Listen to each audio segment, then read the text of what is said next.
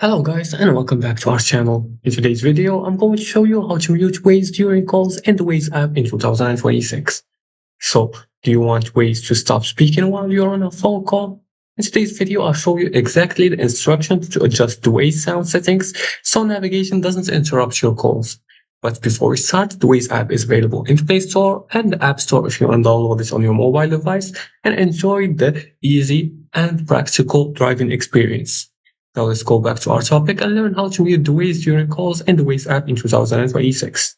So first you're going to open the Waze app like you see here, and then you're going to tap the menu icon in the top left corner. Then you're going to scroll all the way down until you find the settings button. Click on the settings. Then you're going to select the voice and sound here. This option, you're going to click on it to open it. And this is where you can control how Waze handles navigation sounds and alerts. You're going to look for options related to playing sounds during phone calls. Depending on your device and the Waze version, the available options may be different.